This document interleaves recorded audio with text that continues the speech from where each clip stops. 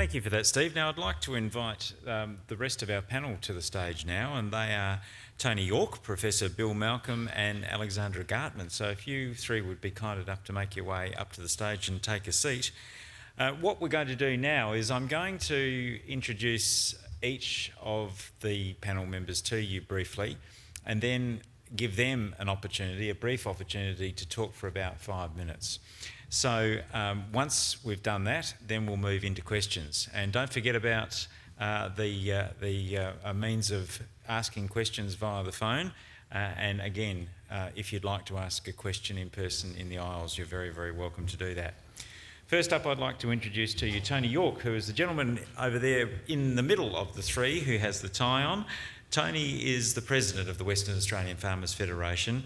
He's a third-generation farmer from the central wheat belt town of Tammin, and there, with his brother Simon, farms more than 13,000 arable hectares of wheat, barley, canola, legumes. They have merinos, and unfortunately 4,000 acres of salt-affected land too, Tony, which I'm sure is a major problem for you. As a consequence of that, Tony hosts salinity research on his property on perennial pastures on salt land, and it is a significant land degradation issue in Western Australia in the wheat belt.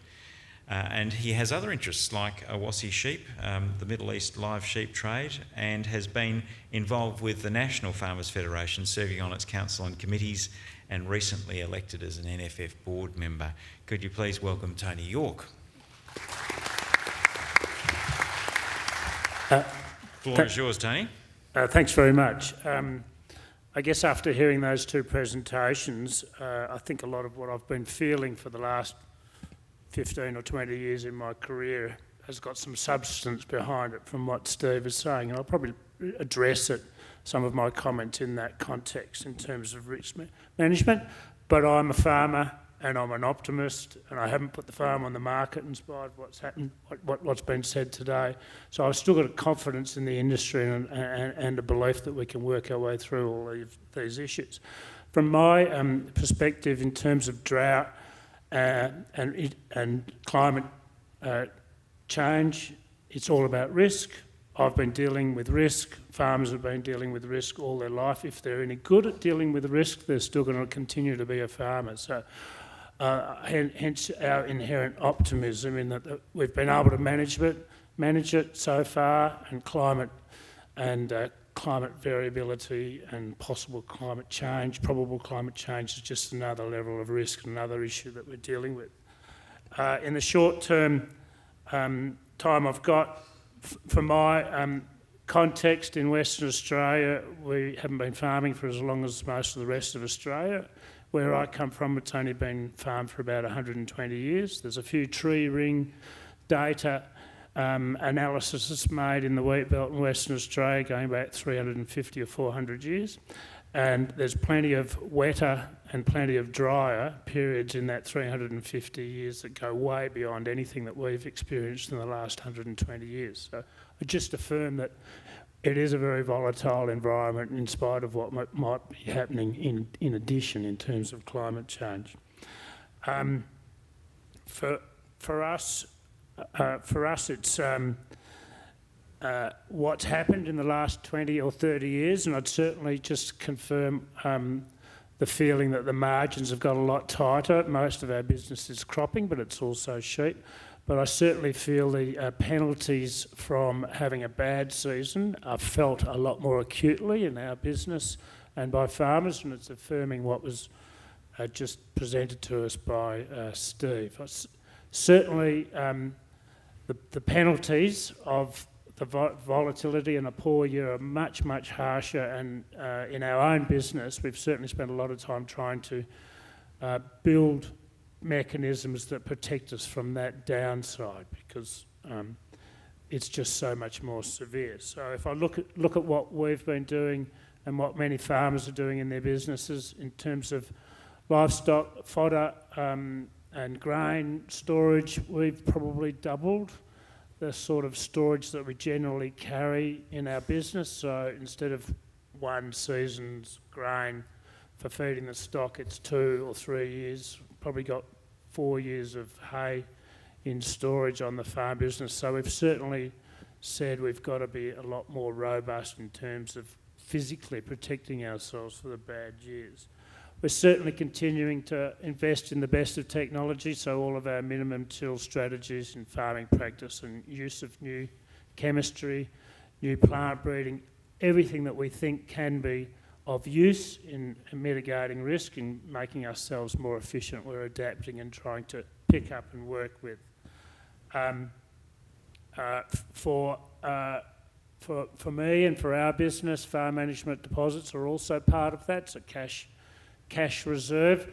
It might be a bit clumsy, and there might be some other drivers that are doing it in terms of tax mitigation, but sooner or later we're going to pay the tax when it comes back. So it's just part of the mix of managing the enhanced and extra risk that we're dealing with now.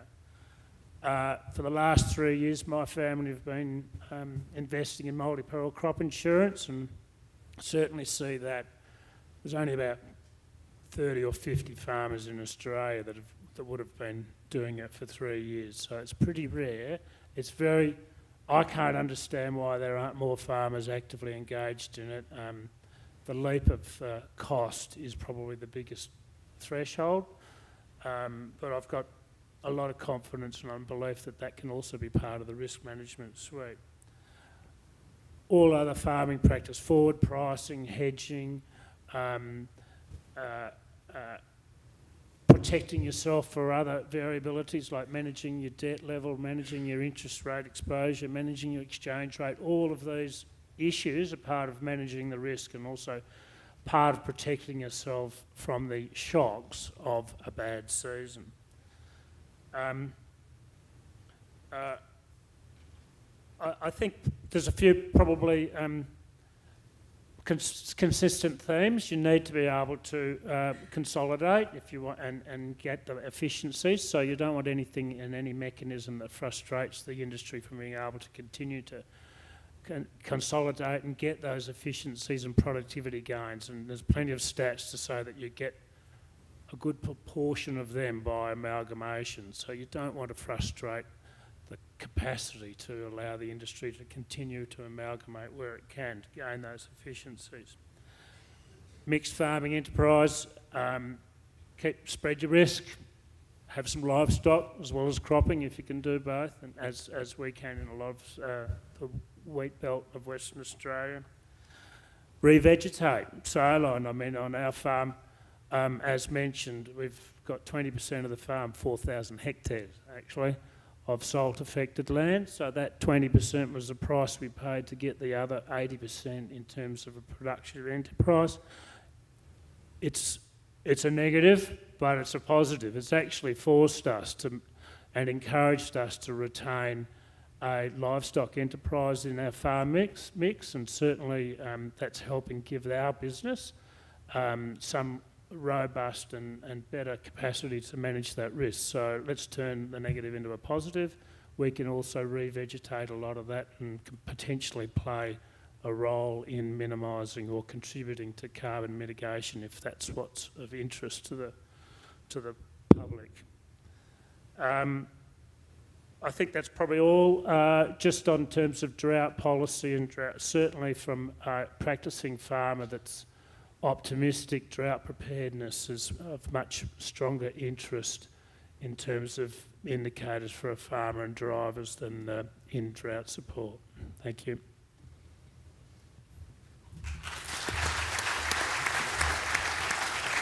Thank you, Tony. Professor Bill Malcolm researches and teaches agricultural economics at the University of Melbourne, where he's done so for many years. He has a particular interest in farming, farm management economics, and managing risk in farming, and efficient public-private responsibilities in risk management. To tell us briefly why drought should never be a surprise, could you please welcome Professor Bill Malcolm?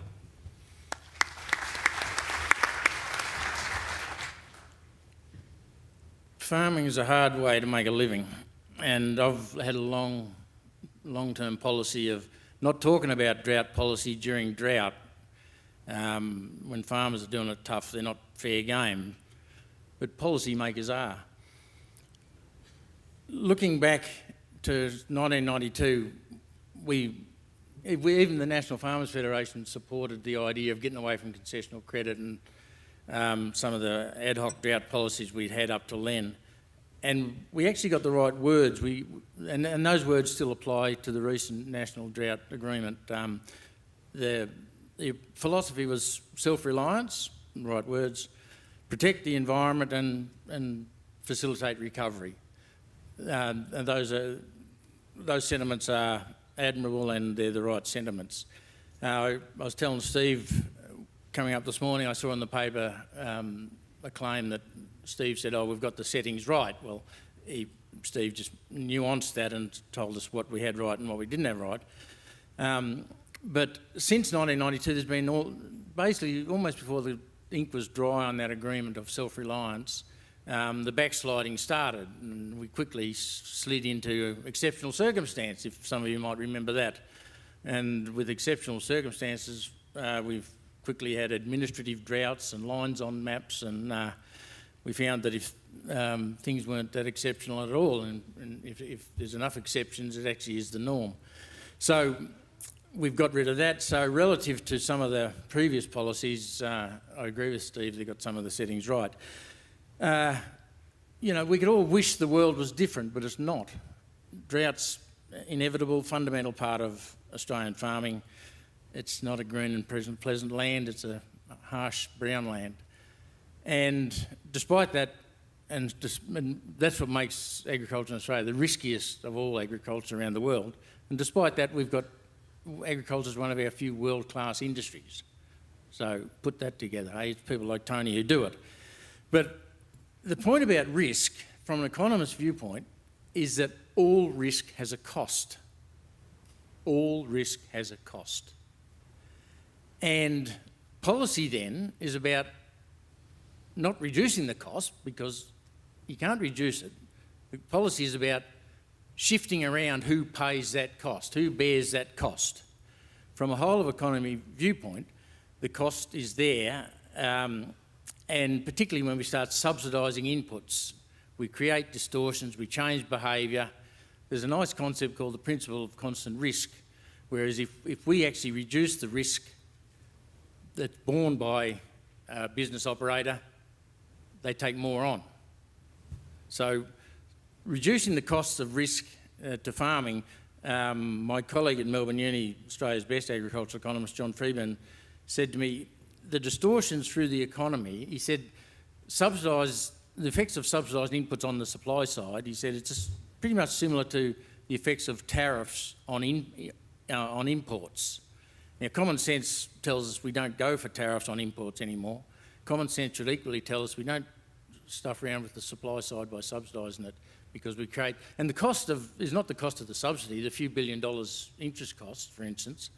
The cost, well, apart from what that $2 billion could be used elsewhere, the real cost is the distortions we create in people's behaviour, the disincentives we create, the penalties we impose on the best farmers who are prepared and who manage risk well, by subsidising the worst farmers who aren't prepared. And there's work done in 2004 by Gary Stone and Victorian Department of Ag found they looked at actually who got the drought assistance back then, and it was those who were least prepared, it was those with highest net worth, and so it's an interesting question of if we should have a closer look at all the time who actually gets this drought assistance. And it's never the best farmers who are well prepared, and so all risk has a cost.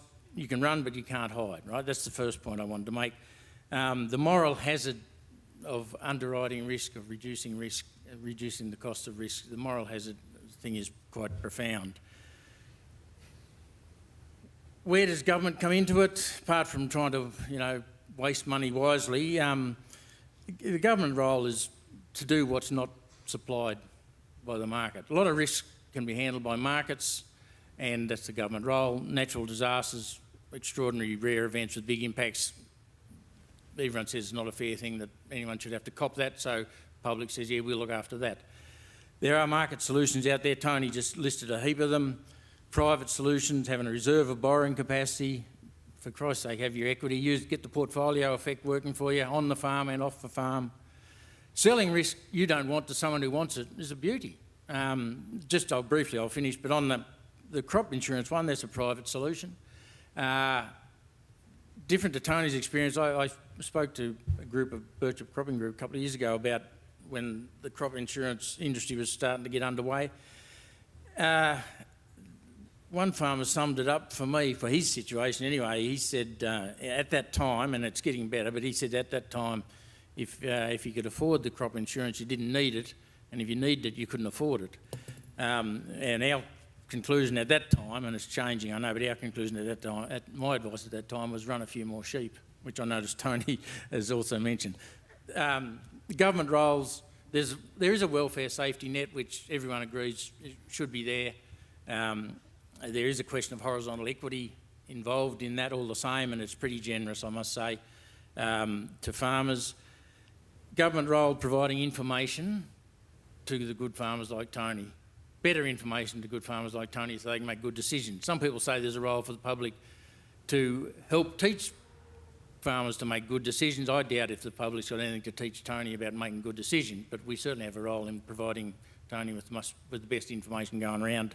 There's roles in public health, mental health, all those issues, pure public issues, no problem. But governments, I don't think, ought to increase the cost of drought with bad policy. That'll do. Thank you.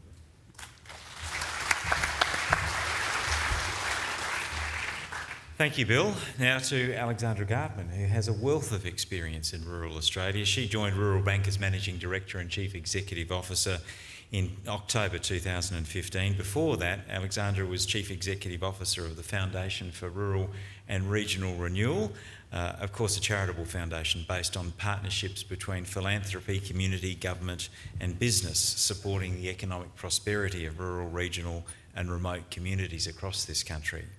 Prior to this, she was the CEO of the Birchip Cropping Group for 10 years. She's a member of the Prime Minister's Community Business Partnership. She has more hats than you can poke a stick at. And I can tell you from my perspective, she knows rural Australia better than any other banker I've met. Please welcome Alexandra Gartman. Thanks, Lee.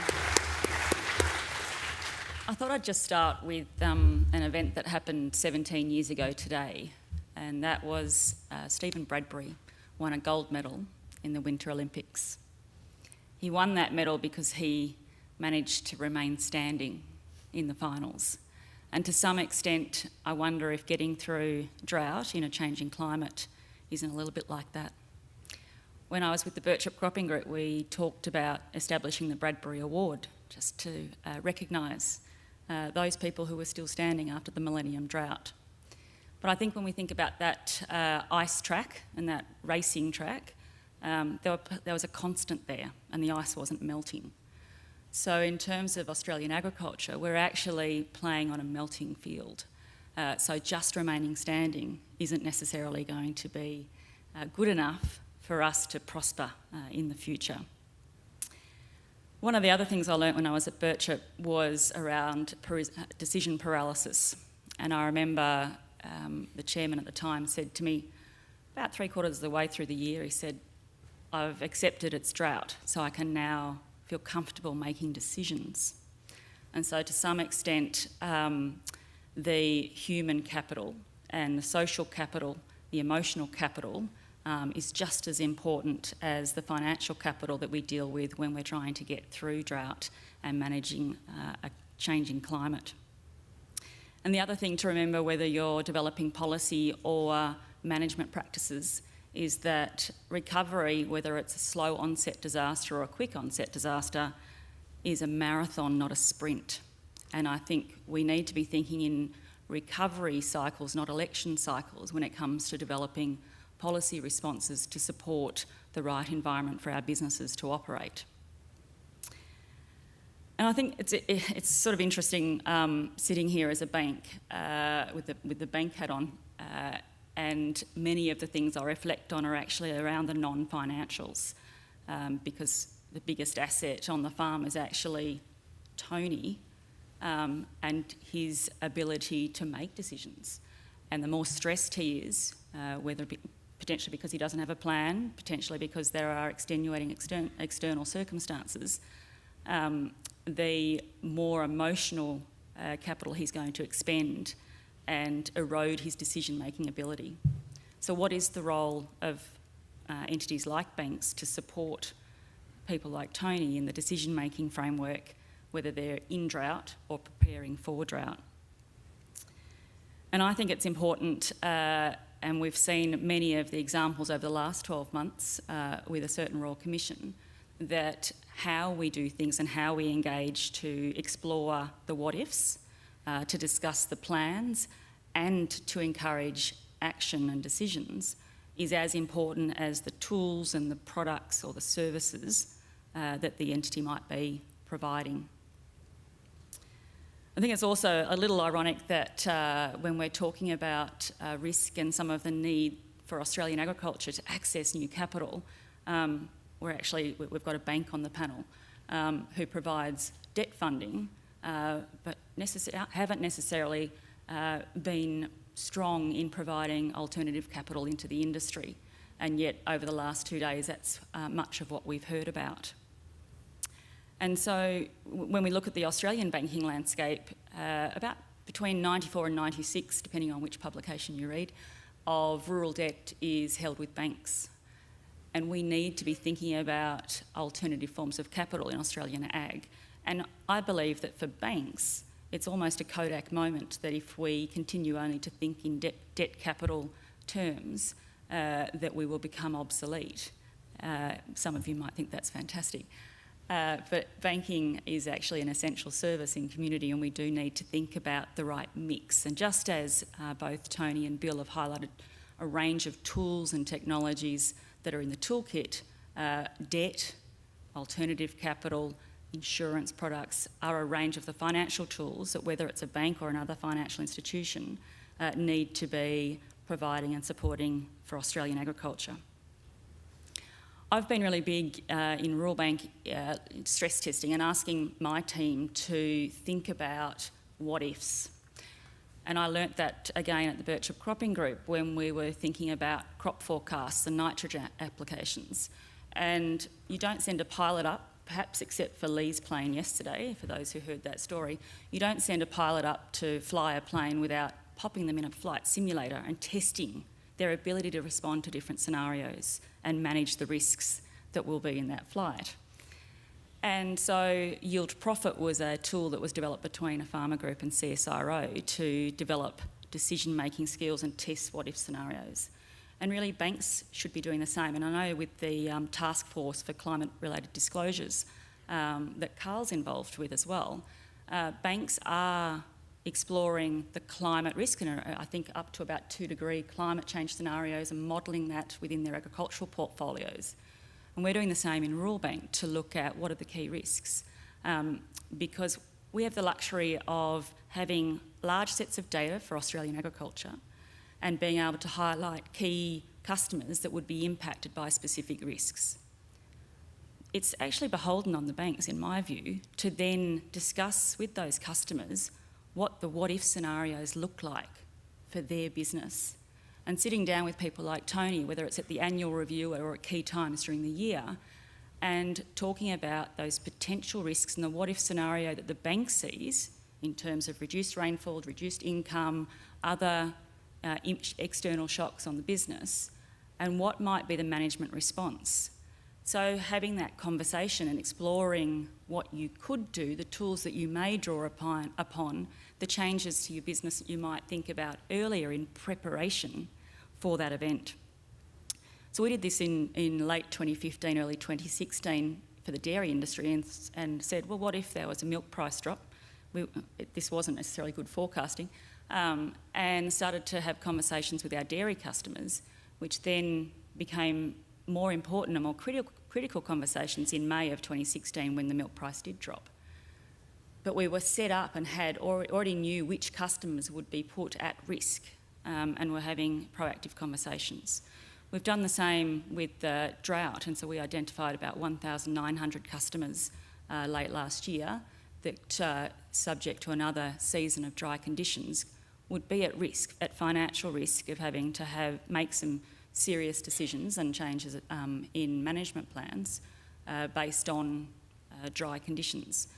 We've started a visiting program and customer calling program to then have conversations about, here's the what-if stress test for your business. What are you proactively doing, and how can we assist you in both getting through and then in your financial needs to recover over whatever period of time that might be. Interestingly, about 80% of those customers have said, look, we actually don't need any bank support at the moment. We've got sufficient risk management tools at our disposal, and we don't need any of the financial products or tools that the bank can provide. About 4% of the customers to date have said they actually aren't aware of some of the support initiatives through Rural Financial Counselling, the Regional Investment Corporation, other grants and support mechanisms that are available from the public purse. So that's something that you can then address immediately. I think one of the other things that we need to be thinking about, particularly in drought support, and again it's something that's been highlighted over the last 12 months, is that, like I said earlier, it's about how we do things, not just what we do.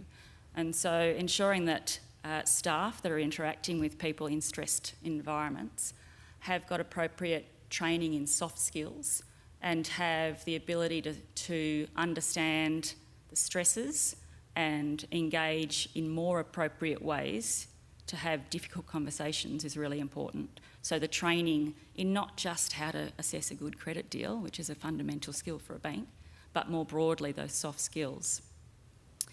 And fundamentally, banks should be exceptionally good at risk management. That's what we build our capability and capacity around. So how can we think about the changing climate and what risks there are to our portfolios and to our individual customers, and the role that we take in educating our shareholders, in educating other parts of the industry to better accept and have patience around long-term cycles, the cycle of Australian agriculture over the 5 to 7 year period rather than the quarterly financial report. And what are we doing in respect to looking at the role of aggregation?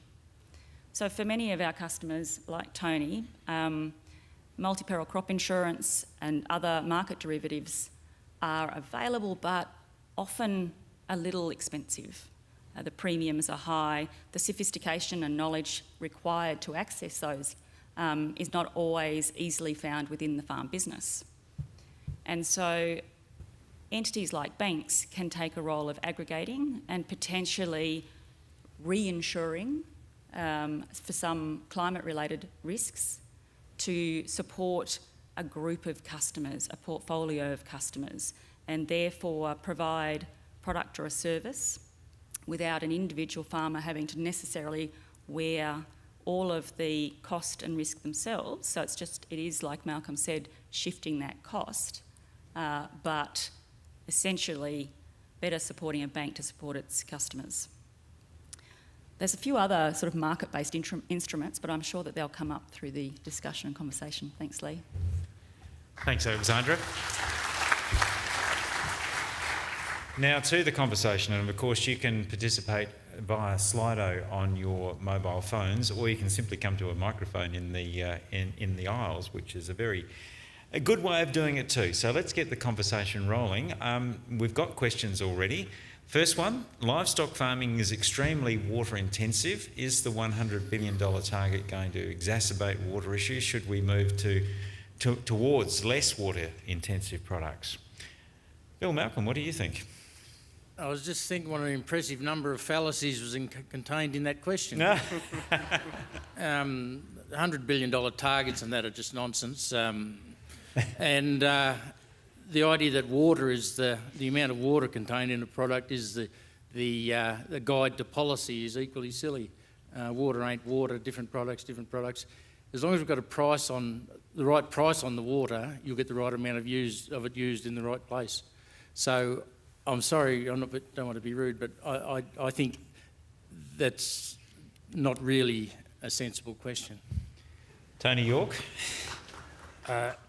Fortunately for most West Australian farmers, we don't have any water. I spend a fair bit of time in Canberra and end up going a bit numb when we start talking about the Murray-Darling. I mean, it's probably an important issue, but I don't actually think livestock I don't actually agree with the conjecture that livestock farming is not or is the worst in terms of water efficiency. Probably need more explanation.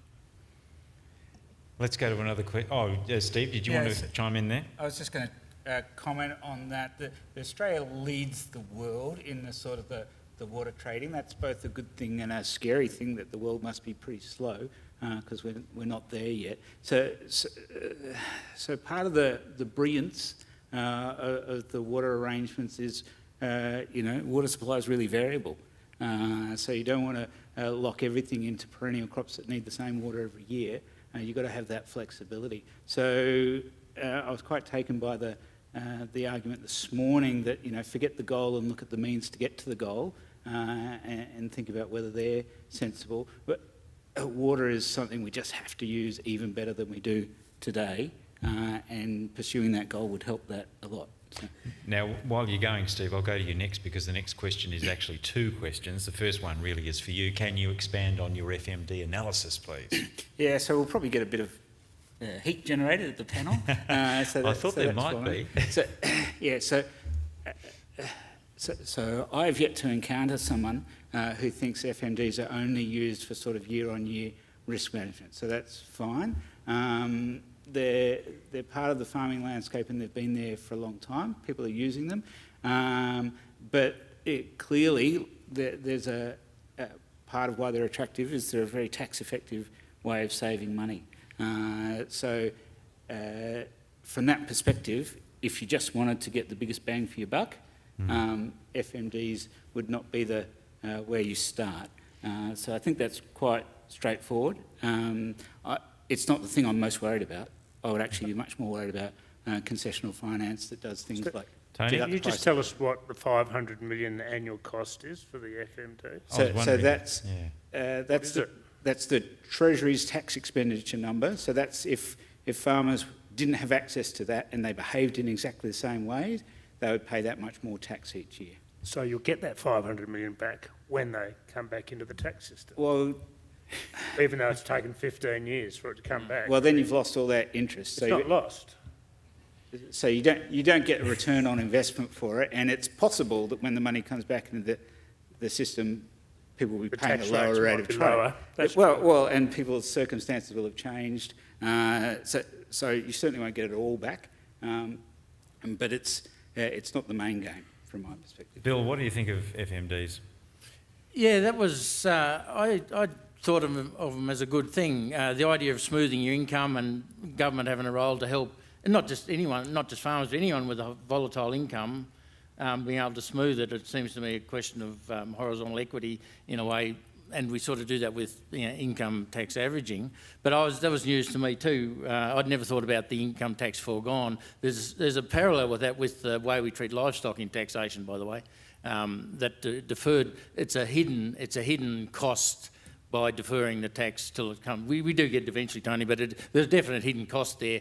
And to me, after hearing Steve, I'll have to think a bit harder about that aspect of FMDs, because they're clearly, first time today I've seen that they're being used not the way I thought they were designed for. Question over here, please. 4 out of the 5 panellists mentioned the multi-peril crop insurance. I had it on authority that there's none on offer this year. So, but there is the other index insurance that's on offer, the shorter term, the very more direct kind of insurance. So what can be done to incentivise farmers to take up the MPCI, and is it about tax incentives or is it about banks making those decisions? Perhaps Alexandra, you can answer that question. Yep. And that's Serena Locke from the ABC. I couldn't tell in the low light, Serena.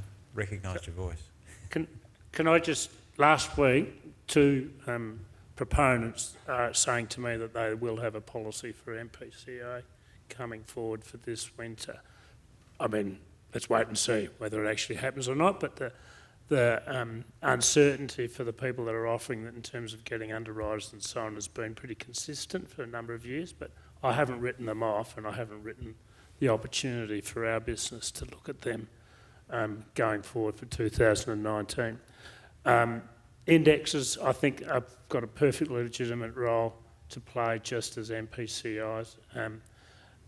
From my own perspective, the amount of protection or the return is not quite as attractive in terms of it's underwriting a smaller proportion of my total costs or my lost income in a drought or in a poor season. So it hasn't been attractive enough to me personally, but I don't want to dismiss it as being a legitimate function in the future. Sorry.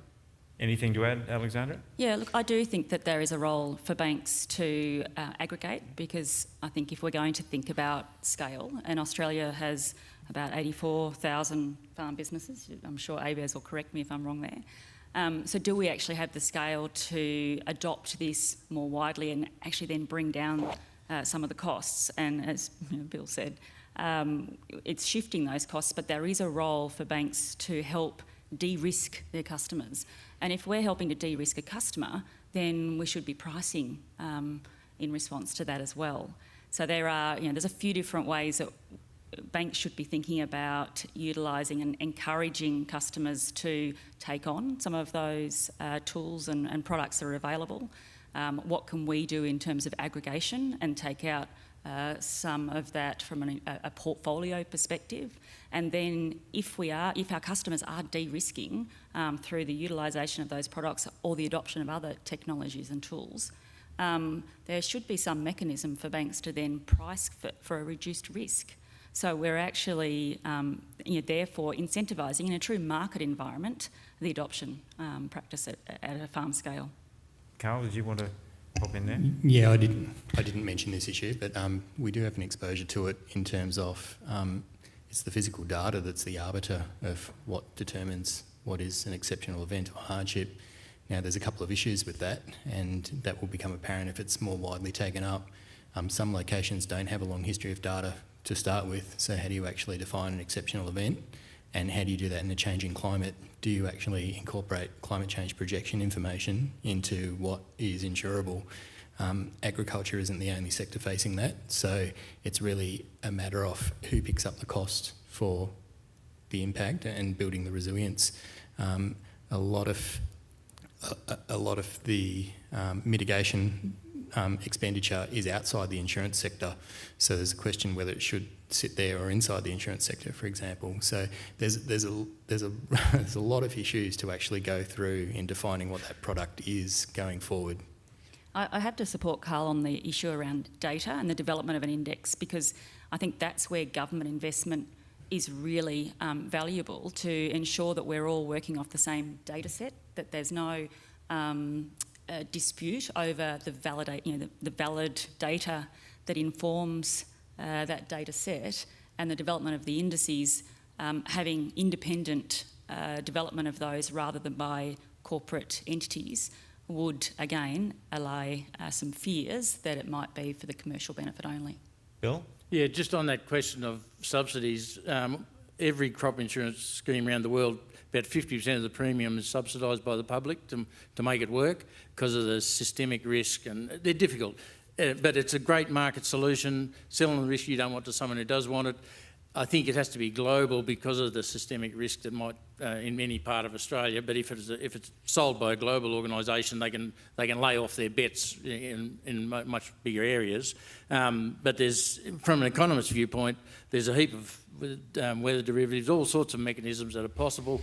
Getting more possible, the measurement and moral hazard, adverse selection, all those insurance problems still exist, but the economist's view is there's absolutely no justification for the taxpayer getting involved in this perfectly good market solution. Now, I'll go back to Slido in a minute, but we're a very patient questioner in the middle here. Richard Heath, Australian Farm Institute. I just actually want to come back to FMDs for a sec. I don't think we really explored that as much as we could. So Steve's sort of point that it's only really truly managing risk only if that what's coming in is equaling what's going out. just want to explore that a little bit more because, I think financial resilience and building financial resilience is forever how farm businesses have managed risk in Australia, having a strong balance sheet. And so FMDs are part of that story. And if you think of it as, say, a premium pool as an insurance product as well, you have to reach a sort of critical mass in that premium pool before you're comfortable with pulling out what you're putting in all the time. So you're suggesting that at 6 billion, we've reached that point and what goes in should equal what's coming out, and if it's not doing that, it's not really only a risk management product. But also, we've talked about this morning several times the problem we're getting capital into agriculture and de-risking the entry of new capital. One of the things about FMDs is they're only available to individuals. And I would have thought as a relatively low impact in terms of cost shifting, we're just shifting it sideways rather than to other people, in time that is. If those mechanisms were available to corporates and other entities, that would be a very simple way of immediately starting to reduce some of the risk associated with new capital coming into ag. Are you addressing a question So to anyone? Steve, just to clarify that, but I'm also interested in Alex's point of view too. She was, we didn't get her point before, just from a banking point of view about the effectiveness of FMDs as a risk management tool that she sees with her clients. Yep. Okay, Well, Alex first. I'll say that I probably don't agree with Steve around the FMDs because we see it is actually a good tool for our customers to use. Now, we don't often see a lot of drawing down, particularly in the first year of tough conditions or drought. It's usually one of the last tools to draw upon when in need, and people are putting it away for that extraordinary day. So we have seen a drawdown in the dairy industry post the 2016 milk price reduction, where there was a drop this year. So I agree, Richard, that if we are going to have a policy around farm management deposits, that it should be something that's available to every business structure and not just individuals. And I think that approach of ensuring that a farm business, regardless of what structural entity you choose to operate within, can access that tool. And when, as a bank, when we're looking at how people are managing financial resilience, if they've got farm management deposits, it demonstrates quite a breadth and depth of capability and what they've put away in terms of planning. Now, we also have customers that say to us, if I had money to put into an FMD, great, but I actually don't. And if I've got spare cash, I'm probably going to put it into a few other things before FMD. So those people with FMDs are generally quite resilient and have already invested in other off-farm assets. They've already invested in their infrastructure on farm from an efficiency perspective and upgrade perspective. So FMDs are the last place to put it, and that's then the last place that you want to draw upon when the shit hits the fan. You're under siege, I do Steve. politely You're under disagree with siege. Steve. Look, I started in the public service as a graduate in Treasury, working in tax policy. That's why. We used to have conversations over the water cooler about whether you should just make agriculture tax exempt because farmers don't pay tax anyway. So we didn't implement that policy, of course. So, of course, FMDs is such a good place to keep your money. They are the last place you pull it out of. They certainly help the resilience of the sector. But I'm happy to stick by my guns that they're not the most cost-effective tool if you're simply looking at risk management. So we already know that farmers have very high level of equity relative to any other business to manage risk. FMDs are part of that story, but it's a tax. It's concessionally taxed. It's a substantial cost of the budget. If we took, 5% or 10% of that money, could we do better things to help with risk management? My guess is we could, but the next question is going to help us answer that. The one on the top, do you see the $5 billion future drought fund as a positive development? Yeah, so I'm happy to open the bidding on that. I see it as a really positive development on the basis that it's talking about spending money every year to help manage drought, rather than waiting till things go south and then panicking and spending money. So I think we can spend money much more wisely over the cycle, and so that's a very positive thing. beyond that, which is a fairly in principle vanilla topic, it really depends what we do with the money. There are some really good options. Give a pile to Carl to help with better forecasts. Don't give any to Alex because she works in a bank. ABS could always do with some. So, but it will depend on what you do with it. But in principle, it's an excellent framing to start. Tony? Look, I see it as a very positive commitment from the federal government. I mean, I get annoyed when it's 5 billion. It's not 5 billion, it's the income from 5 billion that's being committed to drought-funded research. So it's 100 million or something or other out of the income from the Future Fund. But it's certainly putting on the table a commitment from the government to continue to invest in drought and drought mitigation policies. It's got to be positive. Question over here, please. Charles Nason, farmer from Queensland. A quick comment to Steve. I understand farmers in India don't pay tax. Anyhow, I remind you there's a flood up north. Shouldn't this panel be talking about extreme climate variability sort of strategy or even extreme events policy rather than just drought? We've confined ourselves to discussing just one end of the sort of climatic spectrum. The other problem I have is you've asked me to be more drought resilient. I accept that. I'm doing my best. Is there a corresponding obligation by community to meet me halfway? For example, vegetation restrictions make me much more drought prone, and I think the tree grass work done by Bill Burrows and others established that very, very firmly. We have a plague of kangaroos. I've destocked. I think I would expect you to do your equivalent and destock your kangaroos as well. I think that's enough. Few statements I'd there. like to see any Is comments. the question for anyone in particular? I think it's probably just comments in general, but Okay. I'm a bit astonished you've been so restrictive. What's the old thing? The question defines the answer. I think we should have had a much more wider question. Well, the questions are really up to everybody in the room to participate in. So we've got a couple of statements and a question in there. Who'd like to respond, Tony? Well, only I suppose in Australia there's a definition of what you call a natural disaster and what you call normal course of climate change. And I think you've got a good point in that. What's a flood? Why should we treat it differently to a drought? I don't know. And I think we haven't addressed that. I think probably as a country we've just said drought's so common and so continuous and so likely that we're not prepared to define it as a natural. I think it was struck off as a natural disaster 25 years ago in terms of government support, whereas floods, earthquakes, fires, they're still natural disasters. So that's the distinction that's being made, and that's what's constrained us, I think, to this discussion. But we certainly should be thinking about all the other issues in terms of climate volatility. Carl, going on what you were telling us earlier, it looks like really it's deficiency of rainfall, not excess, that is going to be more of an issue in the future we face.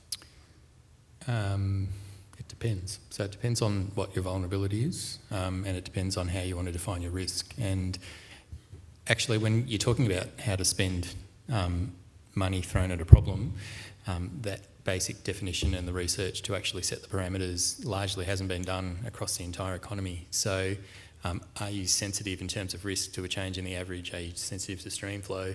Or do you have high consequence from critical failure for extreme events like a flood or a hailstorm or a frost at the wrong time of year? So no, I don't think this conversation was deliberately constrained to drought. I think just in the time that we had, water is a principal limiting factor in most of Australia, not all of Australia. Flood and heavy rainfall is certainly important in other parts, but I think that's just the way the discussion's fallen today. And I think the policy around quick onset versus slow onset disasters is different, and you even have control of those two, quick onset and slow onset, in different departments. And there's probably in the climate change consideration about the more likelihood of having some of these quick onset disasters and floods and catastrophic events, we do need to be thinking about the appropriate policy settings for those catastrophic events, and we can look internationally to see some of the policy frameworks they have for them. But I do also believe that we have to be thinking about more broadly rather than just responding to a disaster, how do we support community infrastructure and community recovery, which is one of the questions that's been waiting on the screen there, in relation to both quick and slow onset, because slow onset tends to break our community fabric apart, whereas quick onset is more likely to help band people together. So there are a couple of different context settings, social settings, and therefore I think policy settings that we need to be thinking about differently when we're talking about floods, fires, cyclones versus drought. Yeah, and I'll just, without wanting to sound like I only come on mic to defend myself, all the policy analysis is for risk generally. So farm household allowance doesn't even have to be a climate-related situation that gets you into financial stress. It might be a biosecurity or anything else. Farm management deposits, I would guess, are being used for a whole variety of things, not just dry times, wet times, floods, and the rest of it. So I think it is about risk, and I agree strongly that we shouldn't just be thinking about drought.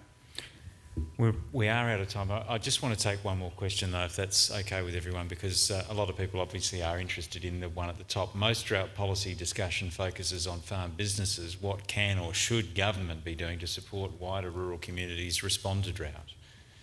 Well, what do you think? I might go Please, first Alex, there, yes. because certainly in Birchip, when I lived there, the best footy goal kicker was actually probably the worst farmer. And needed some of the subsidies and support to retain he and his family in the community.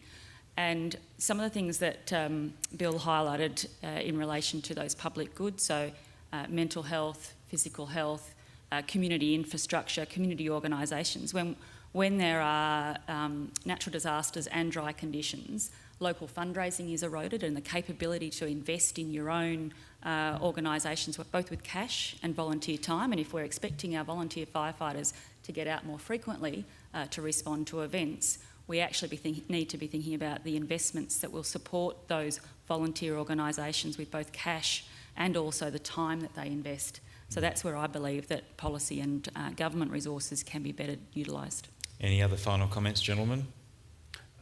Look, I'd only think you've got to be careful when you're talking about wider community effects in terms of drought. I mean, I think it's just a legitimate argument to look at all of this in terms of regional development policy or population distribution. There's a whole lot of other drivers that the government should be considering when it comes, not hiding behind it being a drought support mechanism. It's much broader than that.